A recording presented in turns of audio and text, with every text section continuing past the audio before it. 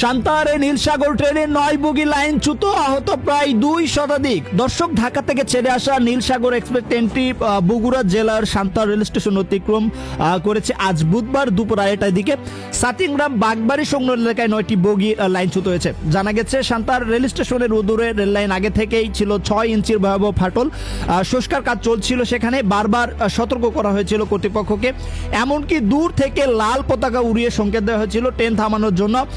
নীলসাগর এক্সপ্রেসের গতিবেগ একেবারে বেপরোয়া ছিল। লাল পতাকার সেই মরণ সংকেত উপেক্ষা করে যখনই ট্রেনটি ফাটল ধরা অংশে পা রাখে, মুহূর্তেই বিকট শব্দে লাইনচ্যুত হয় একের পর এক 9টি বগি। সবচেয়ে ভয়াবহ অবস্থা ট্রেনের ছাদের যারা যাত্রীরা ছিল, প্রায় 2 শতাধিকের বেশি মানুষ আহত হয়েছেন এমনটা আমরা জানতে পেরেছি। চারদিকে এখন শুধু রক্ত আর মানুষের হাহাকার। ঈদের আগেই এমন একটি বিপদ, এটা কেউ মেনে নিতে পারছে না, এমন একটি দুর্ঘটনা।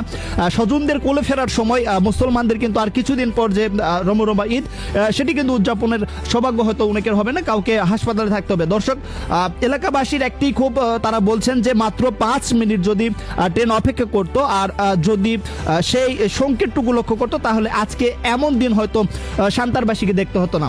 তো সবাই জানতে চাচ্ছেন আসলে কার অপরাধ বা কার গাফিলতির কারণে এমন এক ঘটনা ঘটেছে। এখনো পর্যন্ত আমাদের নিহতের সংখ্যা জানতে পারা যায়নি। তো আমাদের সর্বশেষ আপডেট জানতে হলে আমাদের সাথে থাকুন। সান্তাহার বাগবাড়ি থেকে এমনি বিপ্লব হোসেন বাঁধন, সময় নিউজ নাও।